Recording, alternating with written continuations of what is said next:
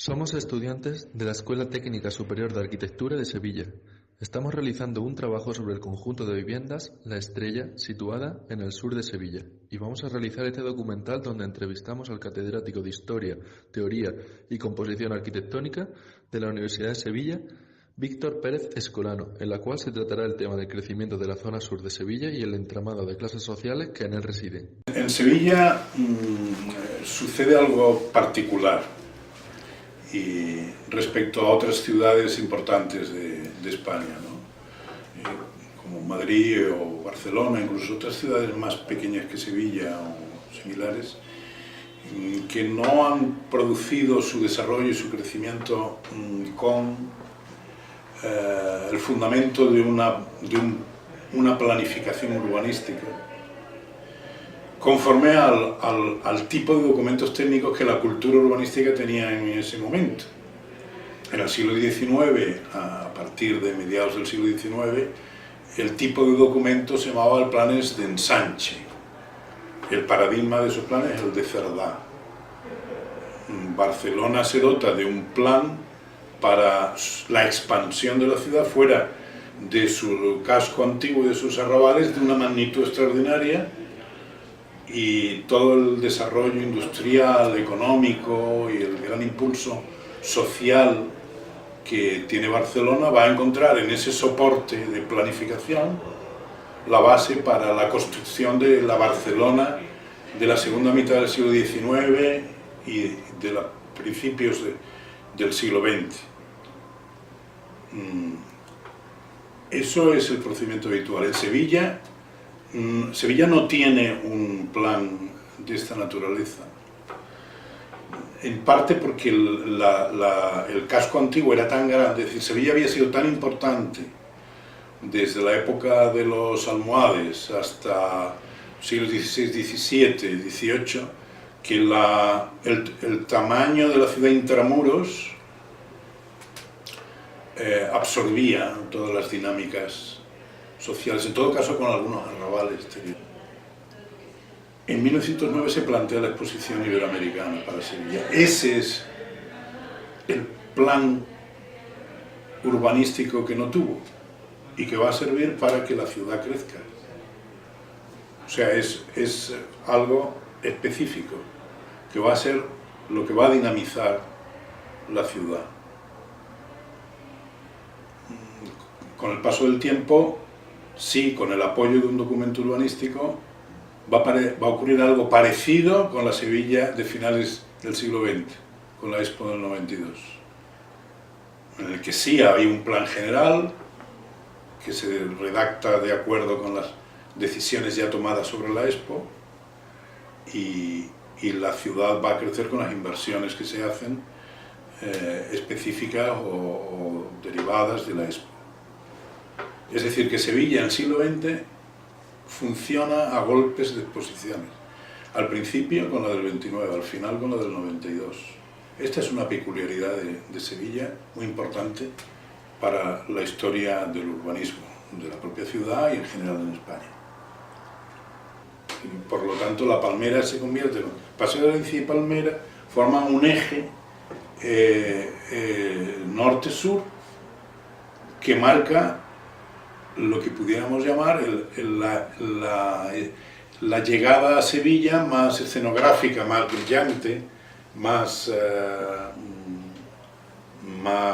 magnífica, ¿no? En cuanto a la latitud que tienen las calles, la plantación de árboles que tiene. Pues bien, ese es un elemento estructural del desarrollo hacia el sur. Había otro proyecto de otra naturaleza que también es un elemento hacia el sur, que es la construcción del nuevo puerto, con el canal que corta los terrenos llamados de tablada, ¿no? Y en ese nuevo puerto, ese canal, prolonga el río en sentido más rectilíneo, cortando el meandro de Gordales que hacía girar, que el río giraba para dirigirse hacia el Aljarafe, San Juan del Aljarafe, y luego bajar. Es decir, que hay una continuidad del río mediante el canal hacia el sur. Hacia el sur. Luego el sur en el agua, mediante el canal puerto. El sur neto mediante la palmera. Entre la palmera y el canal, pues hay, por lo tanto, esta zona del sector sur de la exposición y las áreas de servicio y construcciones del puerto. ¿Esto a qué se une? Se une al crecimiento meridional original de la manera de salir hacia el sur que anteriormente tenía Sevilla. Bueno, entonces, en resumen, que es importante que vayamos a resumir, lo que hay en el desarrollo meridional de Sevilla, tenemos toda una serie de líneas, de la línea de la salida antigua, la Borbolla, Manuel Siurot, la nueva línea de la Palmera y la línea fluvial del puerto del canal. Entonces podemos decir que en todo este sistema lineal, ¿no?, nos marca como bandas, entre cada una de esas líneas y la otra, marca como bandas de territorio. Entonces en la banda de la salida de la ciudad con el Porvenir y todo ese sector, pues viviendas de tipo burgués, algunas promociones de tipo popular, social o obrera, de vivienda obrera. También se hará por esa zona del Porvenir, en la calle Felipe II,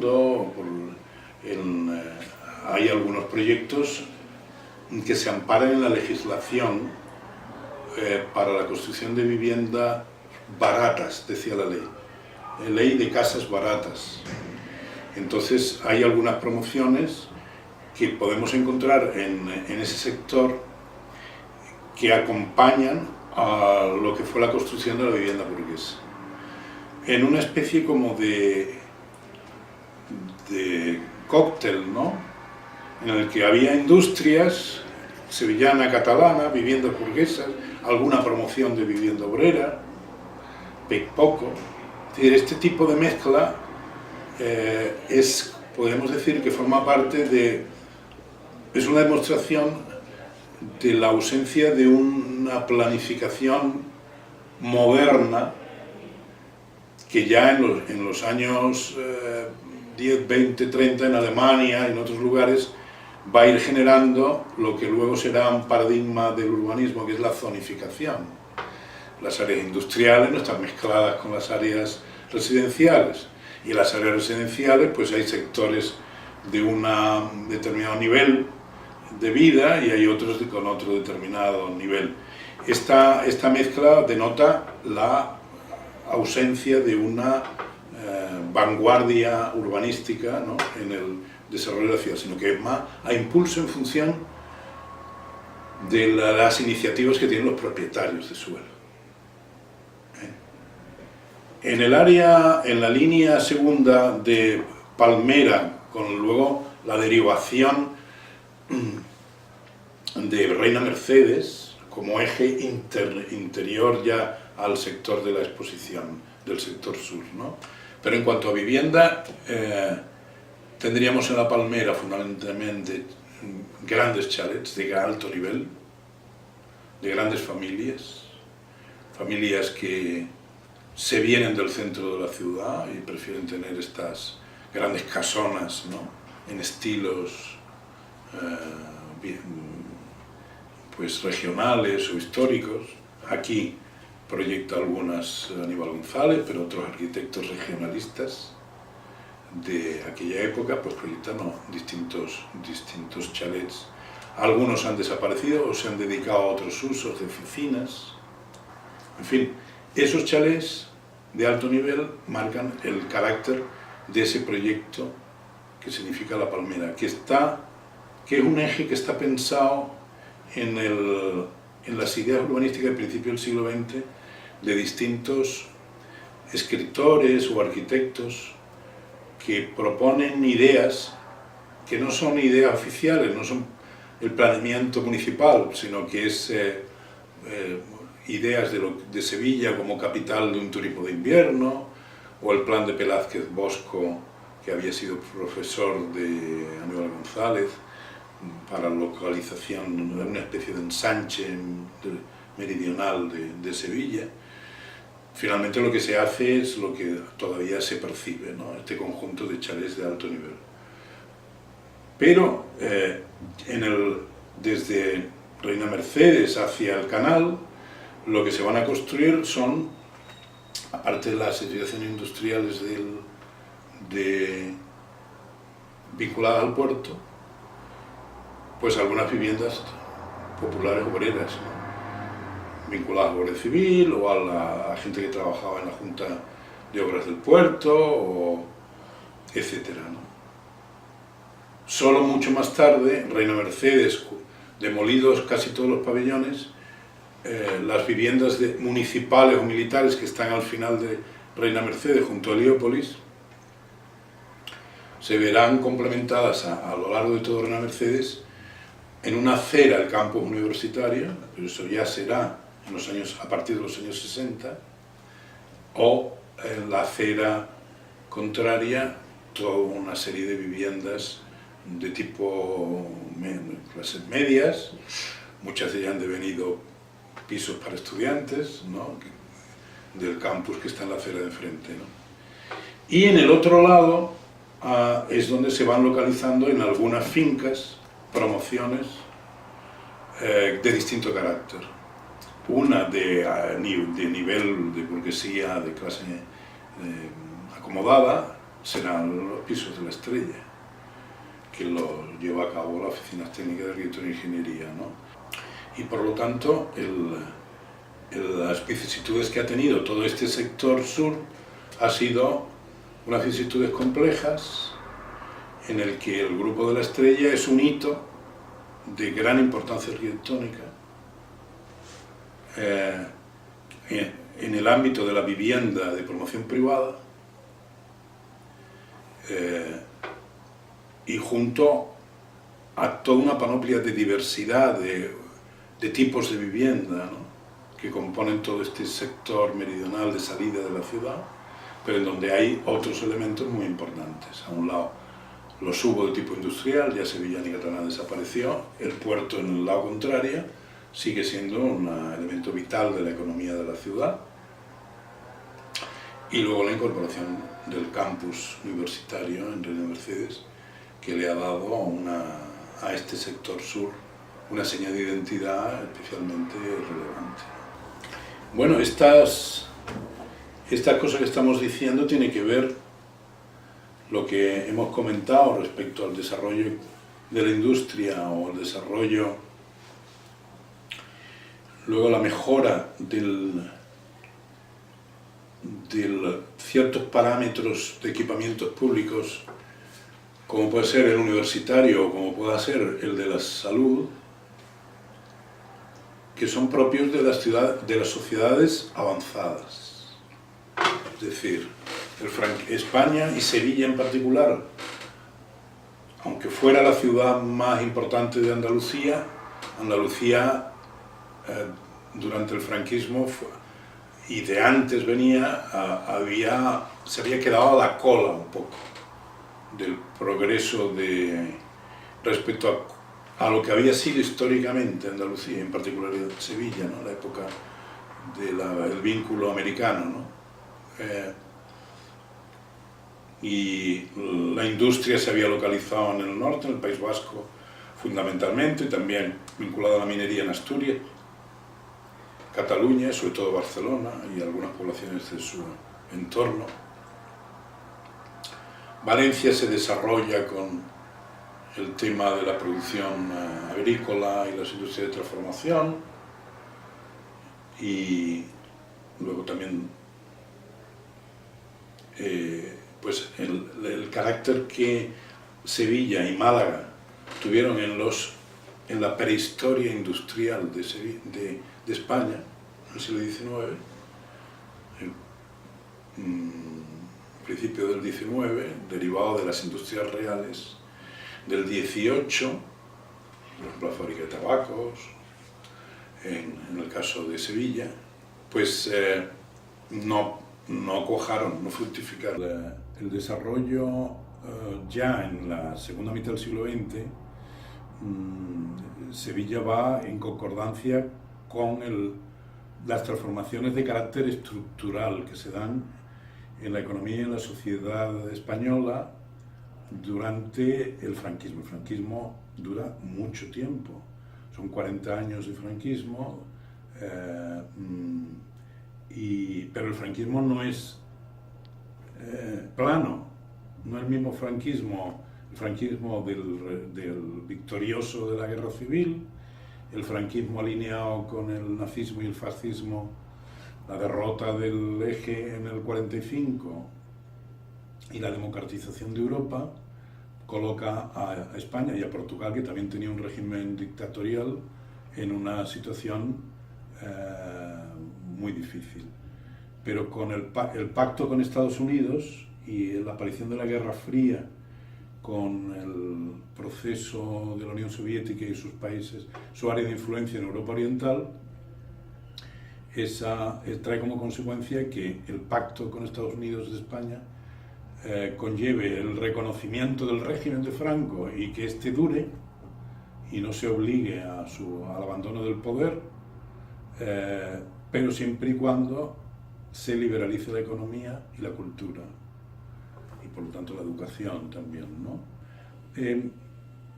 La creación de la Escuela de Arquitectura de Sevilla y luego la de Valencia, la de Valladolid, la de Las Palmas, la de La Coruña y así sucesivamente, pero empezando por la de Sevilla, forman parte de esta idea.